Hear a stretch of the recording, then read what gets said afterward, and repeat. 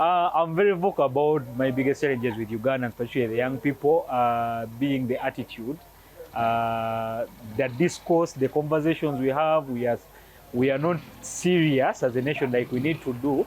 And I really hope like having people like Mamdani taking leadership in big cities like New York could change something among the young people in Uganda to actually come to the understanding that, you know, being born in Uganda, you can actually make good things. And if there's anyone who is going to change this country, it really has to be us, the younger generation.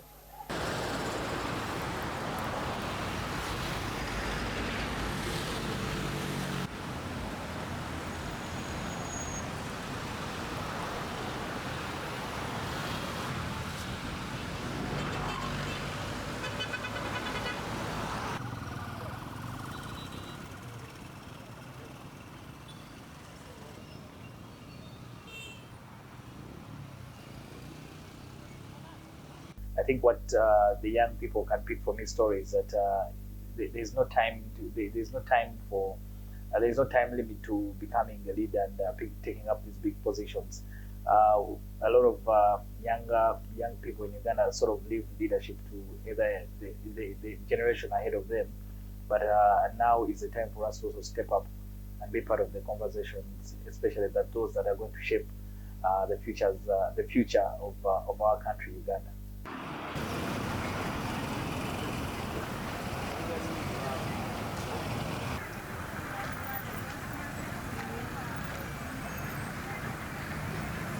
Our biggest challenge as the youth of Uganda is unemployment.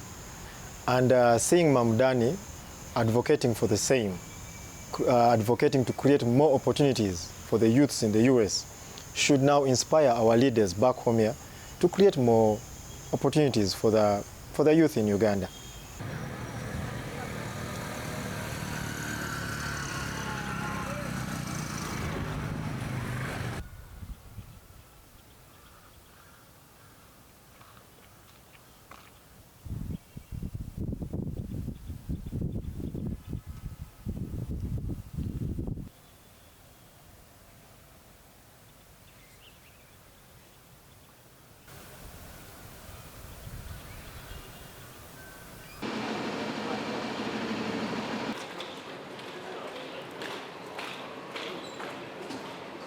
It's thrilling that, it's like the first piece of good news politically anywhere in a while, I think. I don't know, gives everybody a bit of hope that maybe something good can happen. Yeah, it's exciting and hopefully a time for change, a strong voice in America that is much needed against division and to unite people, hopefully in a vision of a more inclusive and kind America, New York and the world. So yeah, it's exciting. Absolutely gorgeous It's the night. best Love Lisbon. beaches ever. I'm off to Lisbon tomorrow for the weekend. And then I was like, I'm definitely in the UK and I'm very happy to be here. Maybe one But day. there's another life where I'm living in Lisbon. But maybe one day. I think it's amazing news for anyone who cares about hope, and I think hope has triumphed over hate. This is important not just because it's important for New York, but actually I think this resonates throughout the world. That this is about improving people's lives, recognizing the inequality that lies both at the heart of New York, but frankly, around much of the world. And this is about saying, let's lower people's bills and tax multimillionaires and billionaires. And crucially, this has all been done while showing absolute solidarity to migrants, to trans people, to people with disabilities. We do not, in fact, we must not pitch minority communities against inequality, because actually inequality hits minority communities more than anyone else. I left, she turned to her panel and she said it like a compliment, but she just said, he's clearly really got middle class. Yeah. As saying, actually, we are all these things, we're just not that 1% of multimillionaires and billionaires. I mean, I couldn't think of a bigger compliment. I also want to be clear, he's just a little bit cooler than me. So I either need to learn on my coolness skills, or I think we can only be our authentic selves. But actually, the most serious thing I see when I look to Zohran is someone who it looks like everyone around them is having fun. And although there are serious consequences and there are serious political turmoil going on both in New York and around the world, and indeed here in the UK, you can approach these things with a sense of fun whilst treating the issues as serious as they are. And I think he gets that just right. Sometimes when we think about what young people are being exposed to, mostly is right wing. I think the use of social media is exceptionally important. I do think there's another important caveat here, though. I feel like his win has already been undermined slightly by people saying it was a social media win, or indeed it's his authenticity that won it. Those are crucial ingredients. But let's be clear about what won this. What won this was the message on a focus on affordability, on inequality, and standing up for the needs of improving people's lives. Now, if you just have that without the message and without social media, then we know it doesn't cut through. But the message we shouldn't take away from this is that it's just about communication, or indeed just about authenticity. You need both messenger and message. That's what Zohran's done in New York, and it's absolutely what I intend to do right here in England and Wales. So should I keep talking then? No, I was actually going to ask you a follow-up to that social media. That's saying, this is just like a moment, or this is just like a difference. Yeah, right? absolutely. But we managed to find two. One was Canadian. The cost of living matters more than anything else, and all left-wing parties should look to have answers to that. And the good news is we do have the answers to that. The biggest problems, whether it's here in the UK or in New York, is the 99% versus the 1%.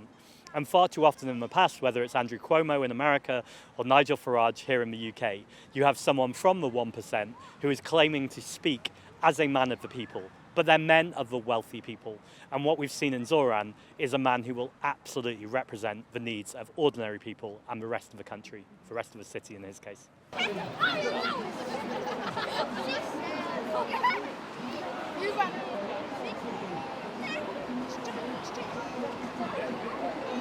I'm basically pro left of centre mayors running New York. I think that's all good with me. I think the rich and the powerful have got plenty of representation, so yeah, it's good to see someone who's supporting people who don't have so much representation as far as I'm concerned. No, I mean he's very young, so it's definitely a shift in the younger and better direction, I would say, just because it's just different views and different opinions that are going to come out, hopefully with somebody as young and just more in tune with the younger generation. Oh, absolutely. I mean, there's obviously other medias and other mechanisms that could be used and should be used when campaigning, but the use of social media, just with TikTok, you got Instagram, I think Facebook is the old one at this point, but that's how you really get to people. Look everywhere around you, everyone's on their phones. Notifications are everywhere, and that's how really people are getting their news. When we want to look something up, we go to TikTok or Instagram nowadays, so absolutely.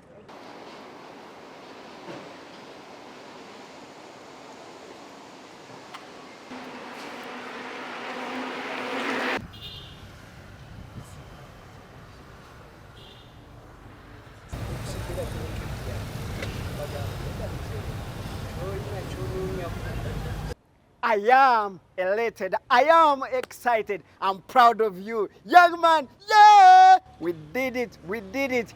This is why I say we did it. He doesn't just represent himself. He represents a generation, a new generation of leaders who are saying, hey, this is our time. Our time is not in the future. Our time is now to step in and change our situation. We don't want to be told that we are the leaders of the future. No, we determine our future now.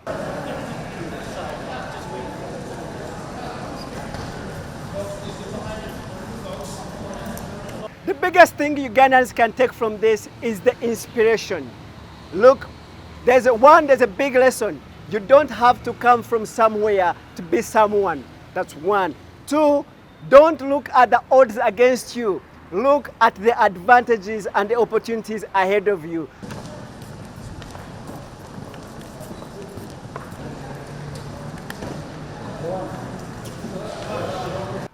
Zohran was a young man by then, full of energy and full of passion for people.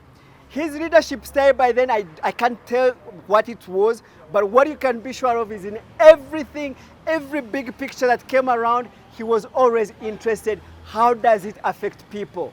He always looked for people, human interest in every story. So his heart has always been for people.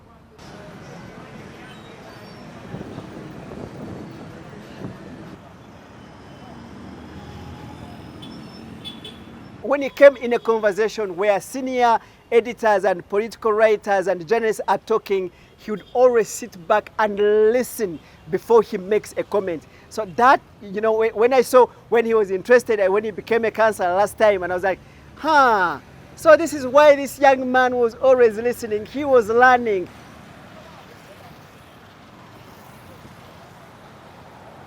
Well, I want to congratulate Zohran for a fantastic win in New York. Congratulate Zohran's family, congratulate his team, and congratulate the city of New York. They've chosen, in a bitterly contested election, hope over fear, unity over division, and I'm already experiencing the ripples of hope and happiness coming from his victory. Trump yourself, what do you think you've learned from it that you can And I suspect the reason why Zohran won with such a big majority was people could relate to what he was saying. Him being a Muslim is almost beside the point. His opponents may have used his faith against him, but what was quite clear was a positive, upbeat campaign led to New Yorkers choosing him as their mayor. Do you think Zohran should do the same thing? Do you have any advice there? Or? London, like New York, is a city that is liberal, multicultural, progressive, and also incredibly successful. We are the antithesis of everything that Donald Trump is about, and you can see why President Donald Trump hates London, hates New York, and hates the fact that Londoners, like New Yorkers, have chosen hope over Donald Trump's vision of fear. In itself, especially in the US, what can the left-wing parties learn from his victory? Well, there are many parallels that New York and London have, and there are many parallels that Zohran and I have. One of them is, when I was elected, like Zohran, we both had national leaders who weren't from our parties and, frankly speaking, hated us. In the face of that adversity, you can really bring a city together. And that Mamdani is going to face the same. As the mayor of your city, you've got to be the champion and advocate. When you can, when it's in your city's interest, you work with the national leader, even if he's from a different party, but don't be scared to sometimes stand up to a national leader, particularly if that national leader is a bully. That day I wanted to present this to bless you, thank you very much. It was a lunch and I think it was London is the greatest city, you can record me, and Singapore is the greatest city state.